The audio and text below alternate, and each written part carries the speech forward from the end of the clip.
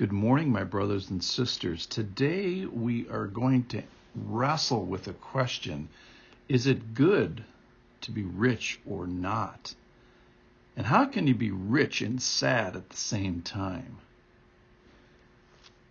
And we're going to explore a story about a man who mistreasures, I'm making that word up, mistreasures money. So we are in season 2, episode 30 of the podcast, Be With Me. We're doing a chronological walk through the Bible, and we find ourselves today in Luke chapter 18 and verse 18, and I will read. It starts with a great question. Let's pay important attention to the question. Verse 18, and a ruler asked him, "Good teacher, what must I do to inherit eternal life?" And Jesus asked him, "Why do you call me good? No one is good except God alone. You know the commandments. Do not commit adultery, do not murder, do not steal, do not bear false witness, honor your father and mother." And he said, "All these I have kept from my youth." When Jesus heard this, he said to him, "One thing you still lack. Sell all that you have and distribute to the poor, and you will have treasure in heaven. And come, follow me." But when he heard these things, he became very sad, for he was extremely rich.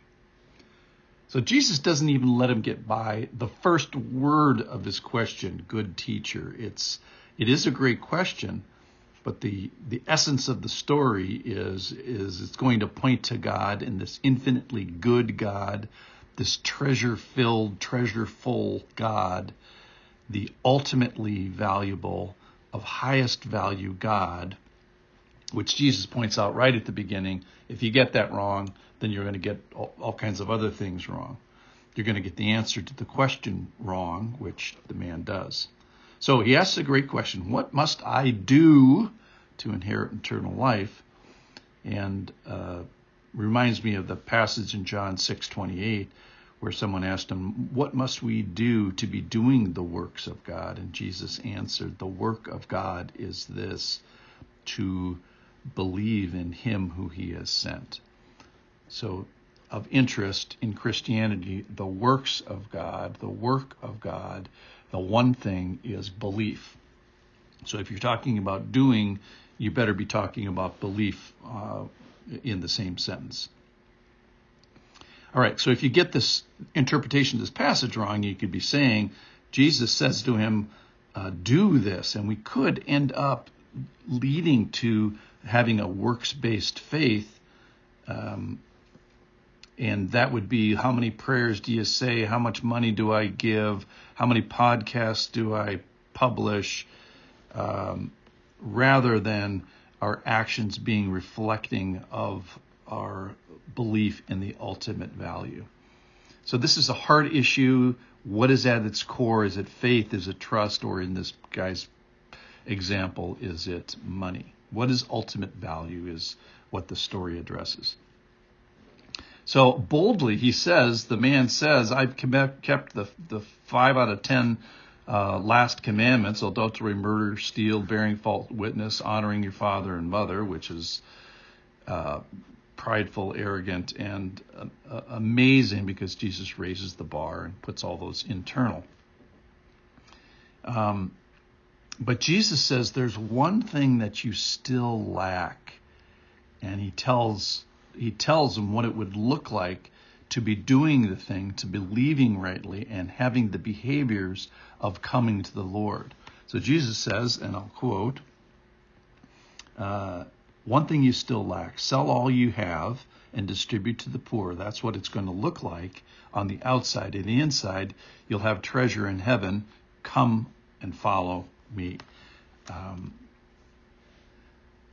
So let's just talk about riches for a second. Are there rich people in heaven? Yes, there is. Are there poor people in heaven? Yes, there are. Of course, when we get to heaven, everybody's rich. God certainly wants and has used people wielding resources, funding the kingdom, looking with God's eye towards the brotherhood, the church, and also the needy. But this guy's problem is he didn't have a treasure in heaven. He was holding on to the treasure here. So the ultimate question here today is, what do you treasure? And the real question isn't so much for what do you treasure, and this is where this guy gets us wrong. It's who do you treasure? And once you get that question right, then it bears on what do you do with the treasures that he's distributed to you, which is the question that the guy was asking. So the one thing that this guy lacks is the treasure of Jesus. It's a relationship with Jesus. It's a who question rather than a what question.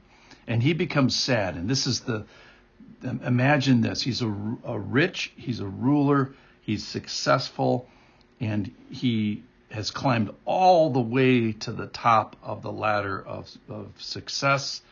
And he's found that now that he's at the top, his ladder is leaning against the wrong building. And that's why he goes away sad. So he finds himself treasuring stuff rather than treasuring God, rather than treasuring the treasure, capital T, of heaven, which is Jesus. So remember, as we conclude, the doing of the Bible is belief. It's trust. It's treasuring and valuing an ultimately valuable God, rather than valuing the temporary treasure that's here. So for him, his one big issue, one big stumbling block was mistreasuring something.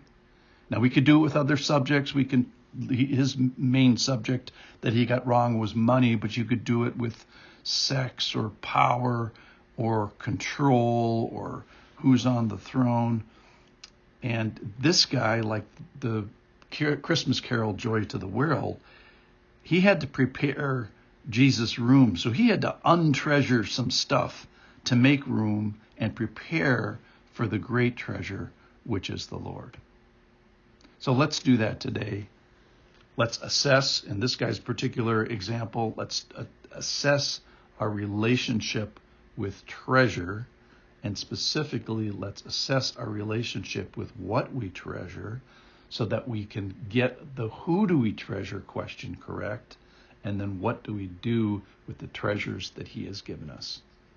Thank you for listening. I hope we're closer to understanding mistreasuring and how you can be rich and sad at the same time, and how we can treasure the treasure of heaven.